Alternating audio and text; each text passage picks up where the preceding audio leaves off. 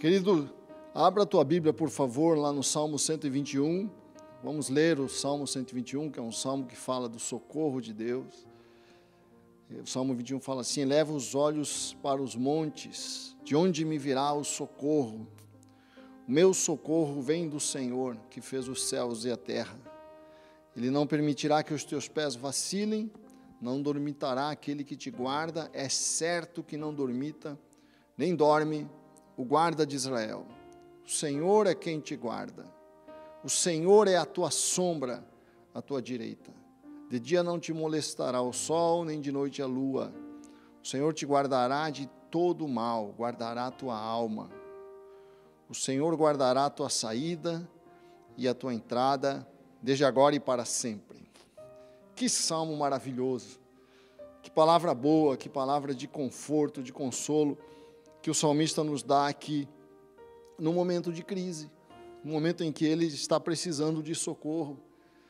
É óbvio que o texto mostra aqui para nós, né, com todas essas palavras, eleva os meus olhos para os montes, de onde me virá o socorro? Quer dizer, eu preciso de socorro. Isso revela um momento de dificuldade que o salmista está atravessando. Mas apesar disso, apesar de ele estar passando por uma crise, passando por um momento de dificuldade, passando por um momento em que ele está clamando por socorro a Deus, você vê que ele manifesta confiança, ele manifesta uma fé de que há socorro em Deus, apesar de tudo que ele está passando. Diz o texto: meu socorro vem do Senhor, né? Ele faz uma afirmação, ele sabe, o meu socorro vem. Eu estou precisando, eu estou em crise, mas o meu socorro vem do Senhor, né? Ele não permitirá que os meus pés vacilem. É certo que Ele não dorme, é certo que Deus não se distrai, é certo que Deus está atento à minha aflição e à minha oração. Você vê uma postura de saúde emocional do salmista no meio da dificuldade que ele está vivendo. Apesar da crise, apesar da luta que ele está passando, ele mostra uma certeza.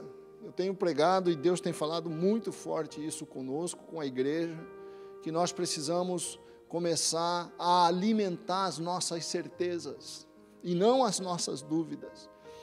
E uma certeza que nós temos que ter para ter saúde nas nossas emoções, para ter equilíbrio, é a certeza de que Deus está conosco, que Deus é o nosso socorro, que o socorro vem do Senhor, né? E embora nós aqui não vivamos o mesmo nível de crise que as outras cidades mais afetadas pela pandemia do Brasil estão enfrentando, nós também estamos debaixo da mesma tempestade. É possível que nós não estejamos na mesma situação, mas estamos debaixo da mesma tempestade. Graças a Deus, os casos aqui têm sido bem menores, por isso o comércio já está abrindo, alguns lugares já estão abrindo, mas ainda assim, a pandemia deixa uma marca nas pessoas, uma marca de temor, de medo, de aflição, de incerteza em relação ao futuro, que abala as emoções das pessoas, abala as nossas emoções, abala a nossa estrutura emocional, gera uma série de ansiedade, gera uma série de incertezas que trazem ansiedade, traz insegurança com relação a como é que eu vou construir o futuro, reconstruir as coisas. E a Bíblia tem uma resposta para isso, porque os homens de Deus passaram por diversos momentos de dificuldade, de crise. A igreja, desde o início, passa por crise, passa por perseguição, passa por vale, mas supera, enfrenta. E eu creio que nós temos que olhar para tudo isso que está acontecendo da perspectiva de uma visão de mundo cristã. Você sabe que você pode olhar para a realidade de diversas formas, a partir de diversos pontos de partida, a partir de diversos pontos de vista. E a visão de mundo, quando eu falo em visão de mundo, é a maneira como eu olho para a vida e interpreto a vida. a partir de qual ponto de vista eu interpreto as coisas que estão acontecendo e a vida.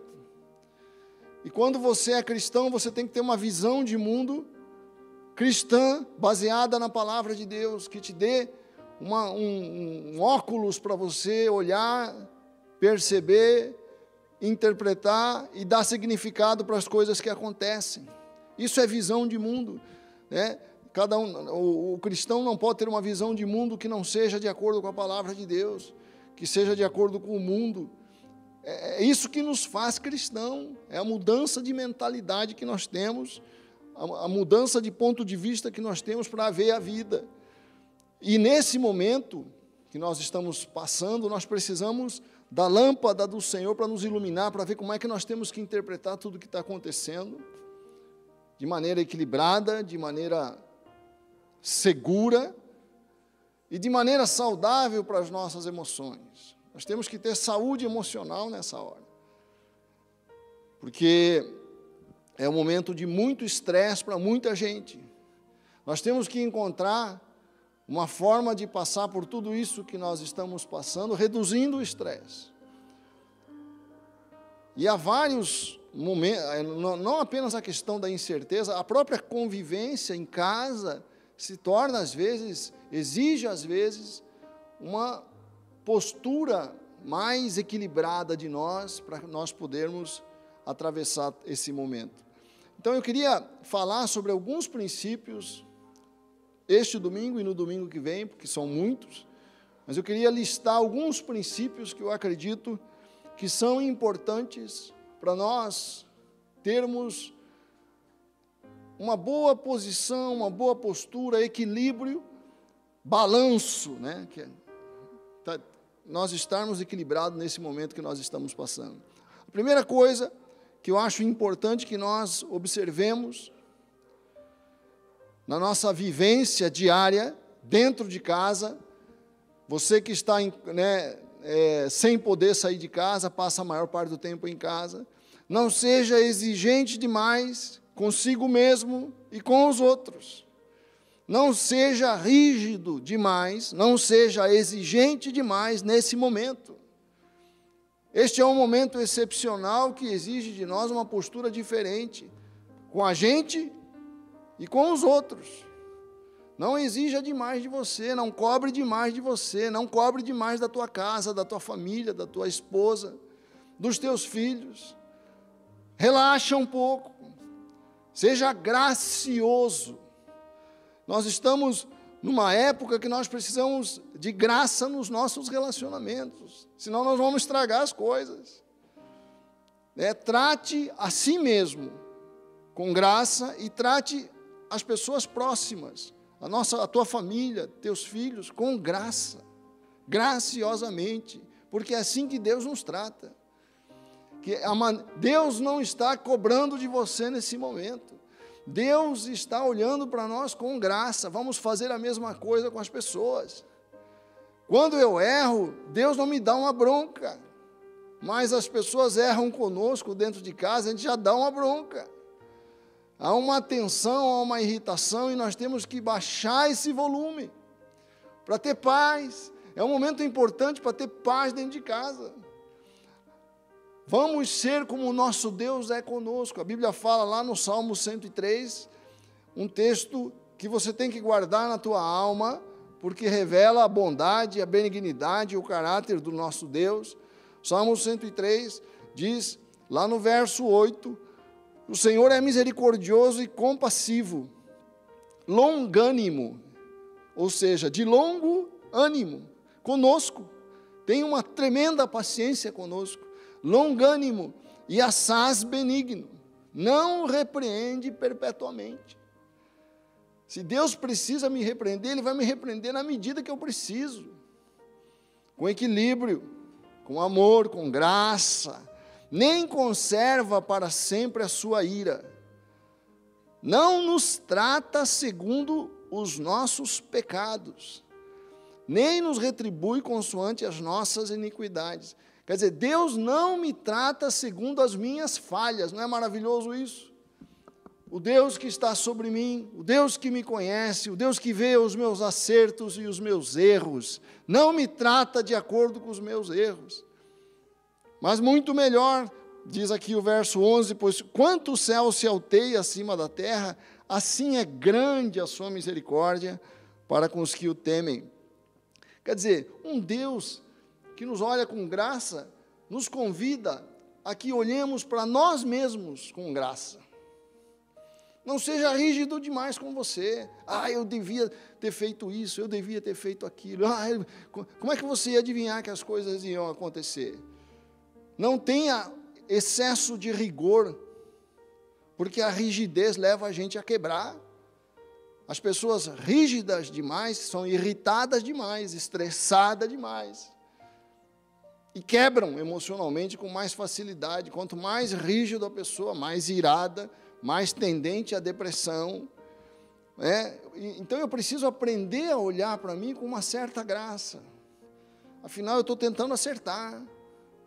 Eu tenho os meus problemas, eu cometi os meus erros.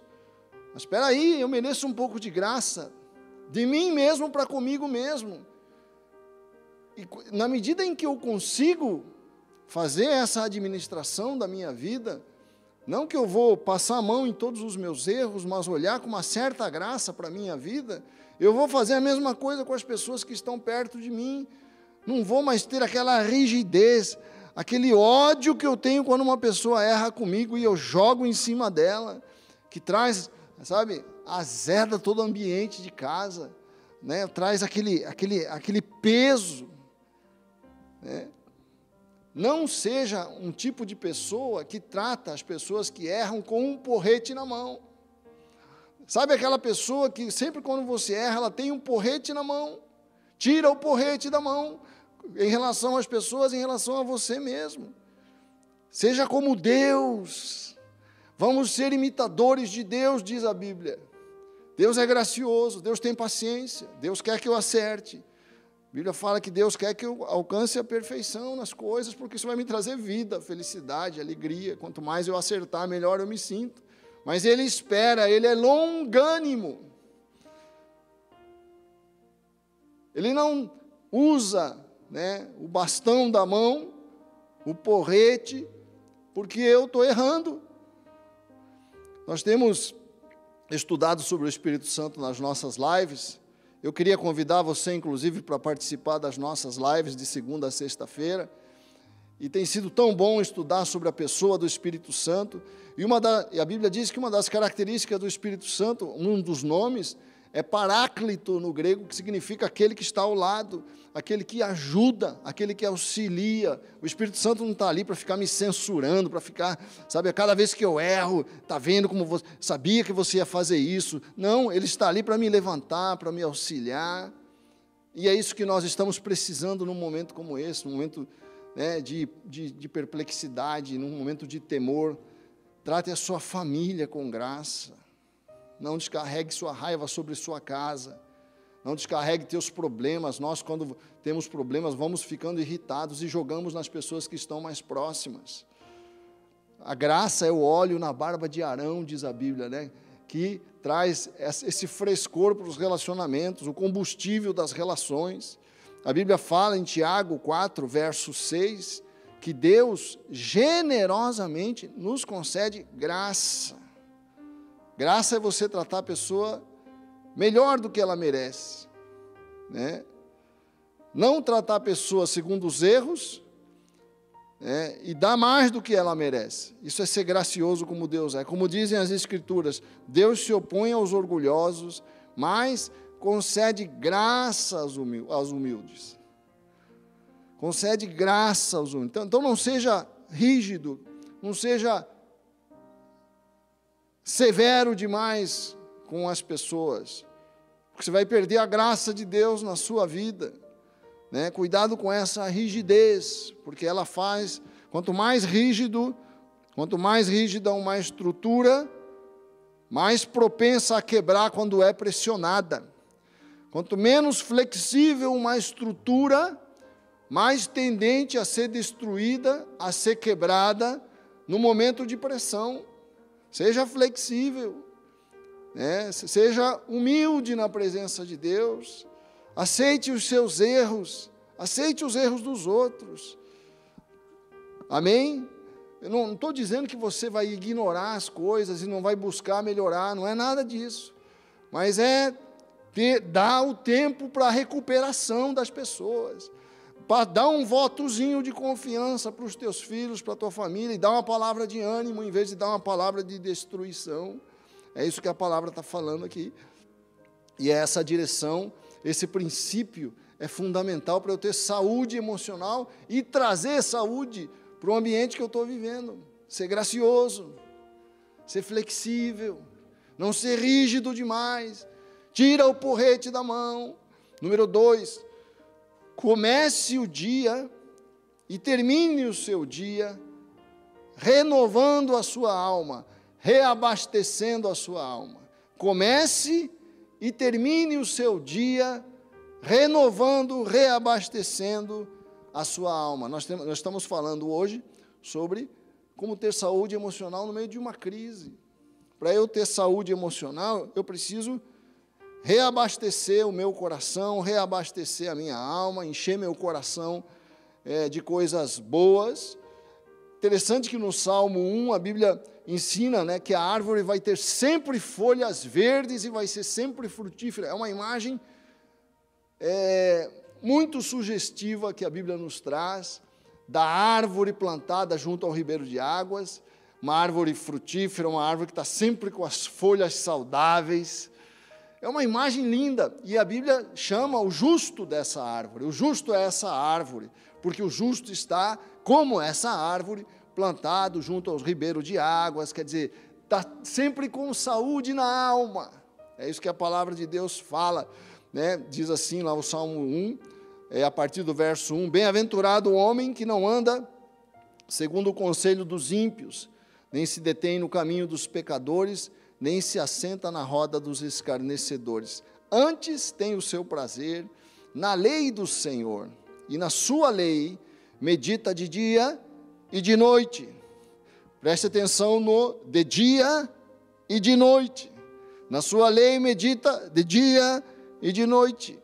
Pois será esse que medita na palavra de Deus, de dia e de noite, diz a Bíblia, pois será como a árvore plantada junto a ribeiro de águas, a qual dá o seu fruto no seu tempo, as suas folhas não cairão, e tudo quanto fizer prosperará.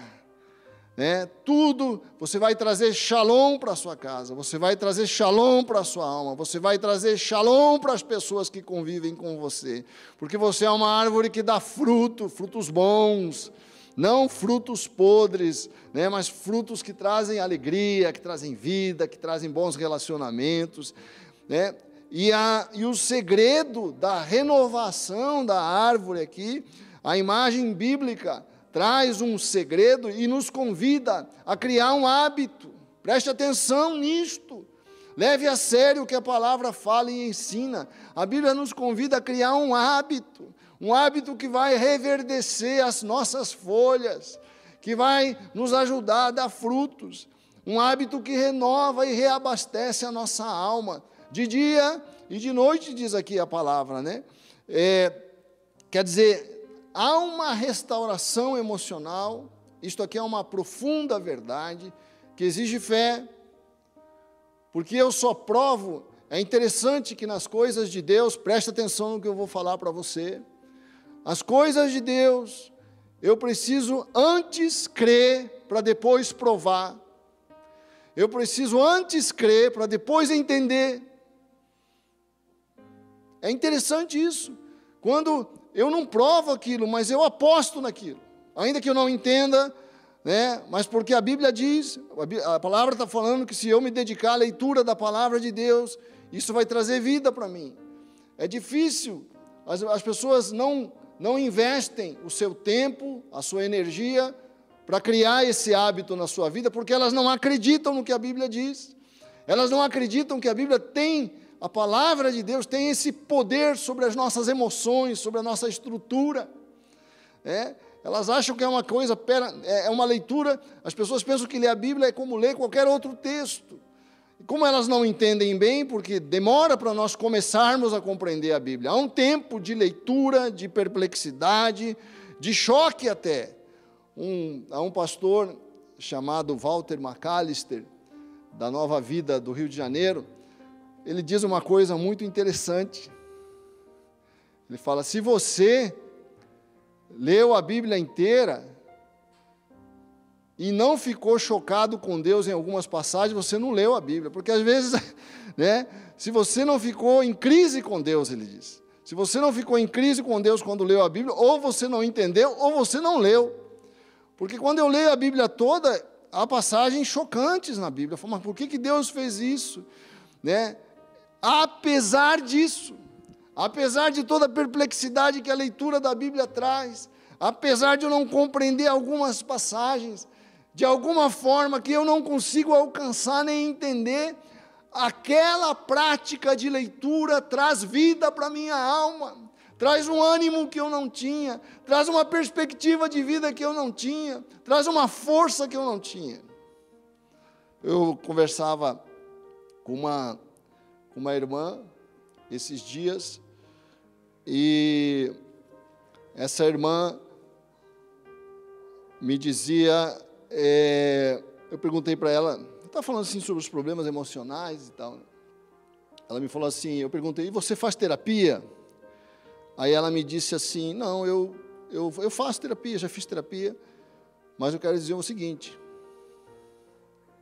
o que mais me ajudou a minha vida emocional, o que mais trouxe cura para a minha vida emocional, foi quando eu comecei a ler a Bíblia diariamente, e me alimentar da Bíblia, me alimentar da palavra de Deus. Nem tudo você vai entender, nem tudo você vai concordar. Deus é diferente de nós. Se Deus fosse igualzinho a gente, não era Deus, era uma invenção nossa. Se Deus só fizesse o que a gente gostasse, não era Deus, era um ídolo que nós criamos.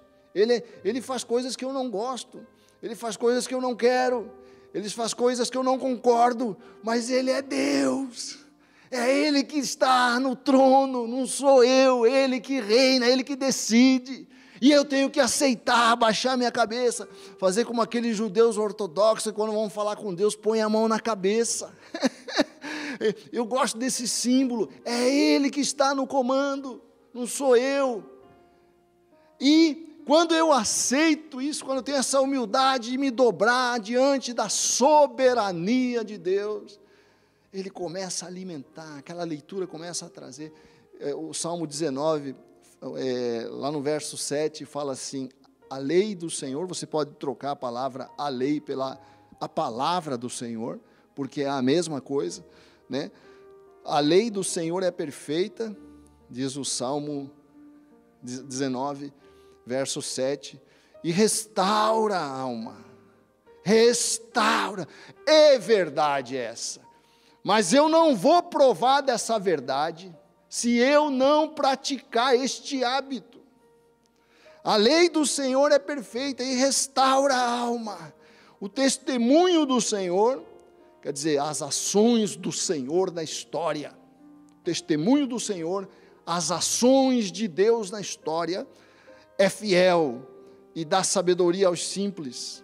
Os preceitos do Senhor são retos e alegram o coração. É verdade. Querido, é verdade, isso que é bom, eu leio e hoje eu sei que é verdade, né?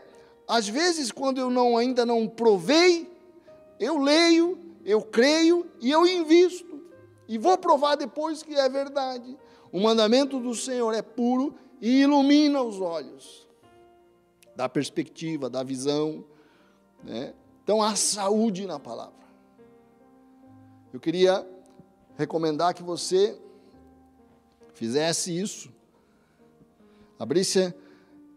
seguisse nós temos um cronograma de leitura bíblica, se você não recebeu, venha pegar conosco, e seguindo o cronograma, vamos supor que você esteja no livro de Êxodo, qualquer livro, deixe o livro aberto, ao lado da tua cama, no ponto que você parou de ler. A hora que você acordar, a primeira coisa que você faz, não precisa ler muita coisa, lê alguns versículos, né? Depois você vai ler o resto. Mas acordou, a primeira coisa, leia a palavra de Deus. Crie esse hábito, deixa a Bíblia aberta do teu lado, no criado mudo, eu coloco uma cadeira do meu lado, né? Coloco a Bíblia aberta, acordo e já leio a palavra. E quando você for dormir, abra a Bíblia, deixa ali. Quando você for dormir, você continue a leitura, leia. A primeira coisa, a palavra de Deus. A última coisa, a palavra de Deus. Crie esse hábito na tua vida e você vai provar o que eu estou falando. O poder restaurador da palavra de Deus na tua vida. O Salmo 119, lá no verso 147, fala assim: antecipo-me ao alvorecer do dia e clamo, na tua palavra espero. Quer dizer, antecipo-me na primeira hora do dia, palavra de Deus. Os meus olhos antecipam-se às vigílias noturnas para que eu medite nas tuas palavras. Então, de dia, primeira coisa, acordou, palavra de Deus. Vai dormir, palavra de Deus, isso é medicina para os teus ossos, para a tua alma, teu coração. Número 3, estabeleça e siga uma rotina. É muito perigoso nesse período de quarentena, que a gente vai ficando em casa, vai ficando mais preguiçoso, vai ficando mais largado, vai ficando mais improdutivo, vai adiando mais as coisas, vai deixando tudo para lá. O que traz saúde é a rotina, você acordar e saber o que fazer.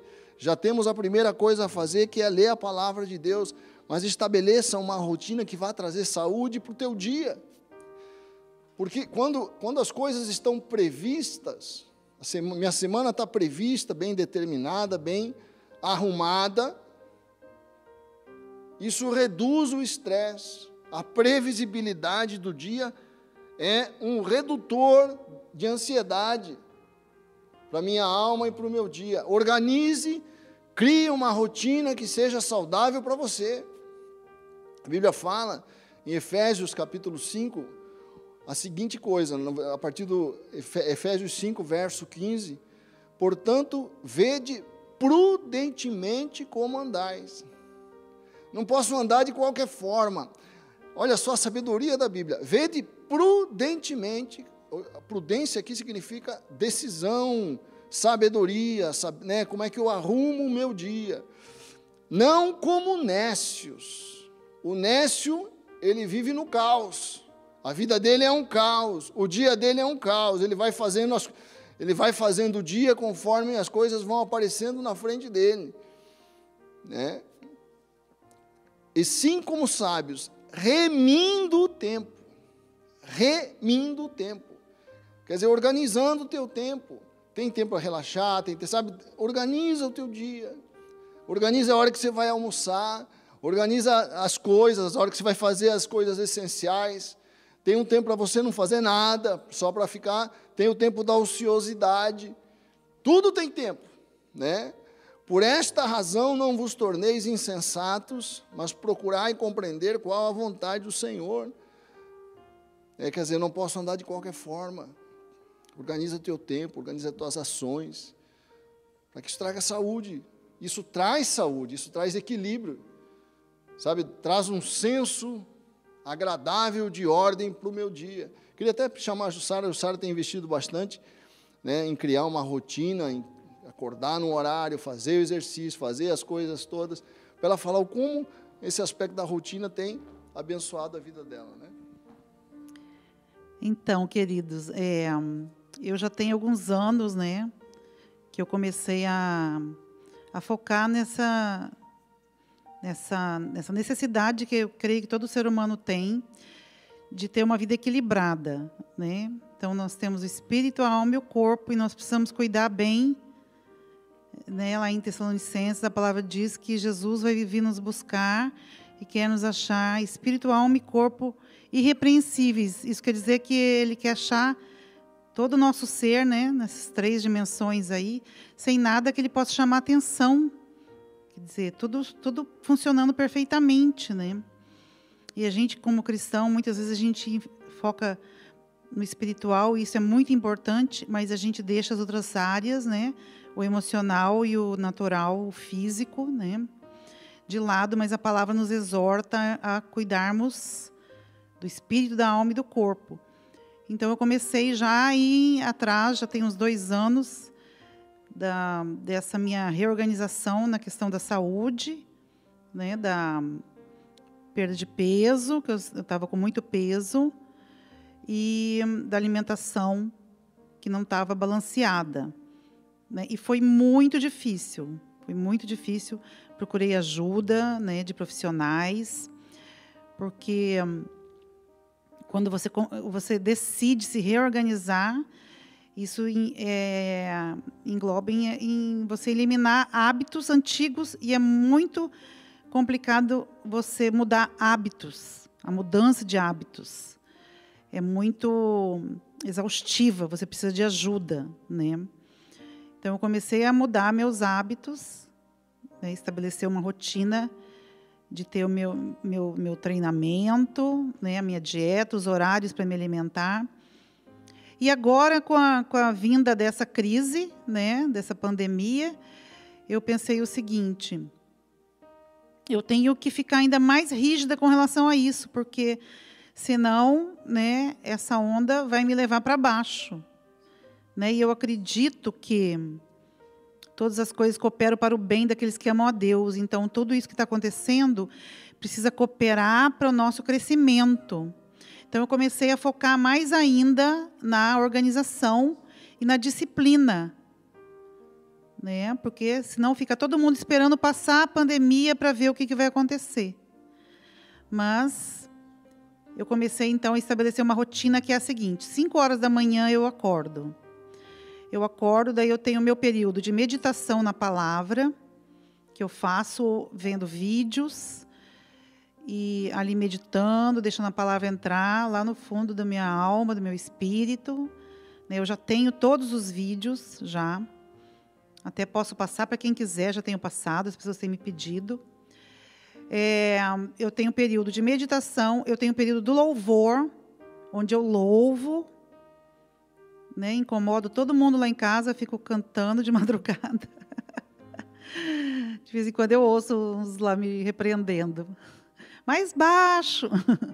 Tem um período então eu tenho a meditação, eu tenho o louvor, tá?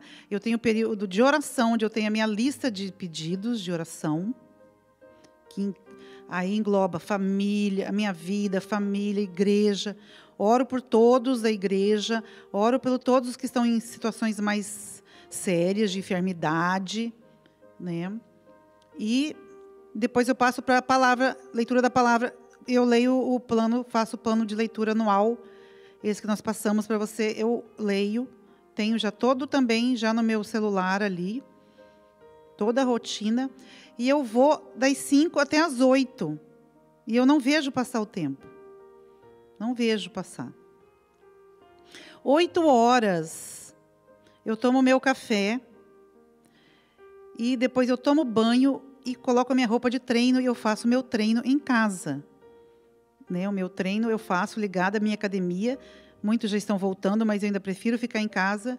Então, das 9 às 9h50, eu estou treinando todos os dias, religiosamente. Tá? Depois disso é que eu vou partir para minhas tarefas. Tá? De casa, meu trabalho e tudo mais. Né?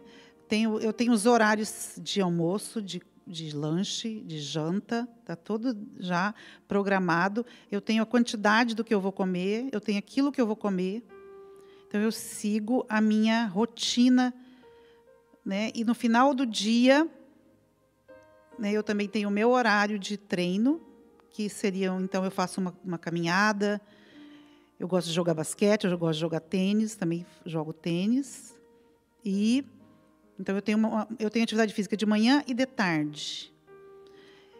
E Daí eu me preparo, porque nós temos as nossas lives, eu tenho a minha célula, então eu tenho minha atividade de noite do ministério, né? Depois eu tenho o meu horário de janta e eu tenho a minha rotina da noite, onde eu também faço a meditação, né? Antes de dormir, eu desacelero ali com a meditação também, na palavra de Deus, um período de louvor, e aí eu durmo. Ok? Então, isso tem mudado a minha vida, tem me dado muito ânimo e tem me dado um norte, né? Eu tenho ficado muito animada com tudo isso. Então, você precisa criar uma rotina, não precisa ser essa. Esse é só um exemplo de rotina que foi criada, que para ela tem sido uma bênção. Eu preciso estabelecer e me firmar numa rotina. Esse é o ponto. Né? Não precisa ser uma coisa tão exaustiva, né? Mas que seja algo que me dê norte para o dia. Meu dia está norteado, meu dia não está caótico. Você tem que tirar o caos da tua vida. Número 4, não veja notícias exageradamente, porque isso traz um mal para a tua alma, principalmente neste tempo. As notícias estão carregadas hoje de coisas negativas e ódio. É impressionante como as coisas estão. Há hoje uma polarização no Brasil, de posições diversas, principalmente na área política, que tem trazido um peso sobre as notícias, e tem essa questão da pandemia, que parece que é uma coisa contínua, que eu tenho que me informar, eu tenho que saber, mas não fique exageradamente preso às notícias. Eu vejo pessoas que veem notícia num jornal e depois passa para outro, vê a mesma notícia e passa para outro jornal e vê a mesma notícia, fica se alimentando daquilo que não vai trazer nada. Claro, nós temos, eu volto a dizer, não estou dizendo que a gente não tenha que se informar, né? Mas procure coisas que vão trazer luz para os teus olhos, não aquilo que vai trazer trevas para os teus olhos. A Bíblia fala isso lá em Mateus capítulo 6, a palavra de Deus fala, são os olhos a lâmpada do corpo. Quer dizer, aqui está falando qual que é o meu foco, onde eu estou focado. São os olhos a lâmpada do corpo. Se os teus olhos forem bons, todo o teu corpo terá luz, todo o teu corpo será luminoso. Quer dizer, se foque nas coisas boas, leia coisas boas. Eu tenho lido, sabe, como a gente está mais tempo em casa, eu tenho lido demais nesse tempo. Mas eu procuro ler livros, sobre Deus, sobre filosofia, fico preparando as lives, são coisas boas para fazer.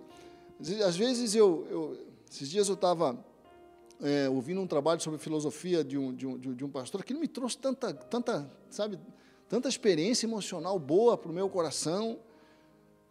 Quer dizer, procure se alimentar das coisas que vão trazer vida, que vão trazer, né? Se, porém, os teus olhos forem maus, diz aqui a palavra, quer dizer que se eu focar naquilo que é ruim, todo o teu corpo estará em trevas. Aqui a Bíblia está fazendo claramente uma relação entre as coisas que eu me dedico a ver, aquilo que eu alimento a minha alma, e a consequência disso dentro de mim. Portanto, caso a luz que em ti há sejam trevas, que grandes trevas serão. Quer dizer, não se ocupe com o lixo. Há muito lixo em rede social, aquela coisa de, sabe, parece que querendo, eu já falei sobre isso, mas é importante a gente ficar, sabe, reiterando isso, aquele jogo de ódio, parece que eu quero destruir cada vez mais a reputação das pessoas, parece que todo mundo quer nos convencer que aquela pessoa não presta mesmo. Quer dizer, isso vai trazer que benefício para mim? O que eu vou ganhar com isso? Leia coisas que vão trazer vida, vão trazer alegria, vão trazer luz para a tua alma, né? E aproveite o tempo para restaurar coisas boas dentro de casa. Eu estava conversando com a Jussara, para a gente, né, aquele joguinho, sabe? A gente tem sentado ultimamente em família, muito mais nestes dias, como isso tem nos feito bem. Poder sentar né, na mesa, olhar um para o outro, ficar conversando depois de comer juntos, e depois de comer, continuar na mesa, fazer o café, continuar conversando, aproveitar esse tempo. para restaurar as coisas que são boas, né? Transforme em programas de família o tempo que está ocioso, brincadeiras, jogos, rodas, conversas. Número 5, para terminar, eu acredito que nós vamos continuar a falar sobre isso na semana que vem, mas para terminar apenas, uma coisa que eu fiz ontem que me fez muito bem, foi ligar para as pessoas. Liguei para o meu irmão em São Paulo, para ver como é que ele está, liguei para o meu irmão no Rio de Janeiro, liguei para a minha sobrinha, filha do meu irmão que já faleceu. Enquanto eu estava preparando essa pregação, eu pensei nisso, que isso aqui é uma coisa que traz saúde emocional. E como foi bom ligar para as pessoas, conversar com as pessoas, liguei para alguns irmãos. Quer dizer, agende uma conexão diária, ou pelo menos durante alguns dias na semana, com as pessoas que são importantes para você, com as pessoas que você ama. Eu encho o meu cálice quando eu estou em conexão com as pessoas que são importantes para mim. Ligue para os teus irmãos, né? Amar o próximo é fazer pequenas coisas, mostrar para ele que ele é importante, fazer uma ligação. Como é que você está? Eu só estou ligando para saber como é que você está. É muito bom, isso é muito bom, gente, ouvir isso. Como é que está a tua casa? Como é que está a tua família? Sabe o que Paulo fazia quando estava preso? Paulo passou por muitas quarentenas. Paulo vivia boa parte do seu ministério em quarentena, preso. E ele passava, graças a essas prisões, é interessante como são os planos de Deus, né? Nós devemos boa parte das cartas de Paulo que nós lemos hoje às prisões de Paulo. Ele ficava preso e ficava ali encorajando as igrejas, encorajando os irmãos. Aquilo trazia saúde para a alma dele quando ele estava naquela crise da prisão, solitário. Mas ele sabia que aquela conexão fazia bem para ele. Ligue para a tua família, ligue para o teu irmão, ligue para as pessoas, entre em contato, sabe? A gente fica tanto tempo sem ligar. Ontem eu liguei para a Vanessa, minha sobrinha, foi tão gostoso falar com ela. Há tanto tempo que eu não fazia uma ligação. Como é importante isso, a gente, sabe, se conectar com as pessoas. A Bíblia fala em 1 Tessalonicenses, capítulo 5, verso 11, consolai-vos, pois, uns aos outros, edificai-vos reciprocamente, como também estáis fazendo. Isso traz saúde para nós. Me conecta com a realidade da vida dos outros. E me faz perceber que a vida dos outros é importante para mim. E me faz perceber que quando eu dou importância para os outros, eu estou, na verdade, dando importância para a vida e para mim. E a palavra fala sobre isso. Se você botar num como é que diz? Buscador bíblico, né? Uns aos outros, essa expressão, uns aos outros, vão aparecer muitos versículos. A Bíblia fala muito de uns aos outros. Amai o teu próximo com a ti mesmo, né? Confessai as vossas culpas uns aos outros. Amai uns aos outros. Quer dizer, é da essência da nossa fé, a conexão. Por isso que a gente está sentindo tanta falta uns dos outros. Hoje o Sandro veio aqui, nós podemos matar um pouco a saudade do Sandro. Ele fala, 3 meses, bispo, que a gente não se vê. 3 meses. 3 meses é uma eternidade, né? Eu lembro uma vez eu vi um filme em que o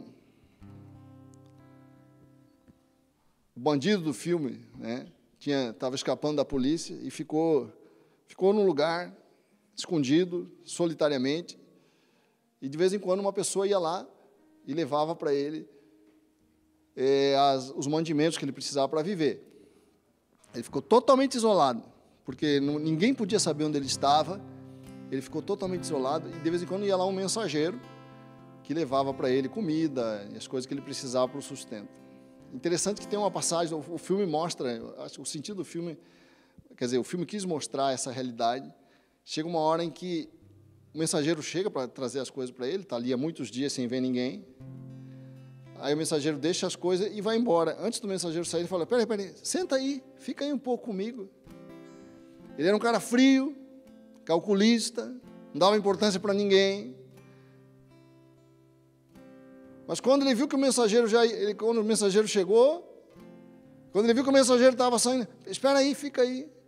Aí o mensageiro falou para ele, não, eu tenho outras coisas para entregar, não vou ter tempo de ficar aí. Fica aí, eu pago para você ficar aí.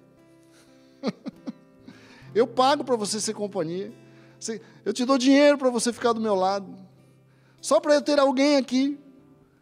Porque eu preciso de gente. Eu sou frio, eu sou calculista, eu sou bandido. Mas eu sou um ser humano e eu não consigo viver sem a companhia dos outros. Nós precisamos uns dos outros, mais do que nós pensamos. Nós achamos que não. O pior castigo na prisão é a solitária.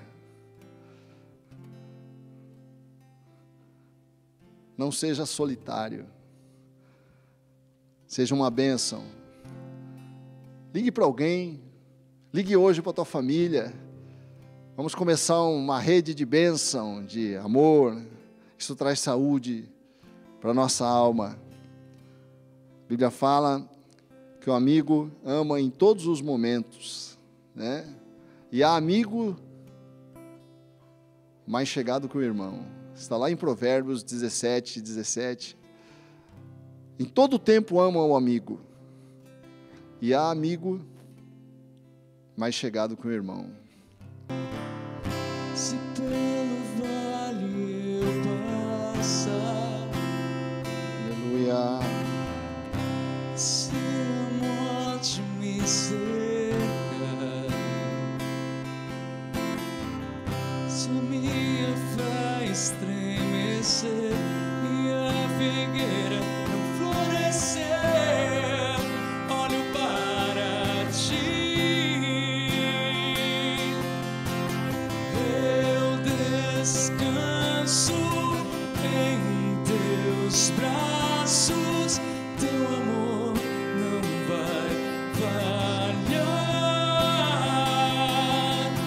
A minha vida eu entrego, teu amor não vai falhar. O impossível eu não temo mais, em tua presença eu encontro paz. Eu estou seguro, estou seguro.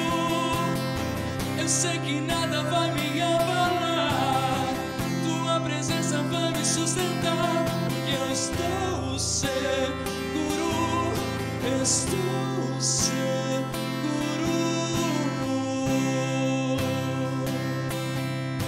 Estamos seguros na tua presença, Senhor.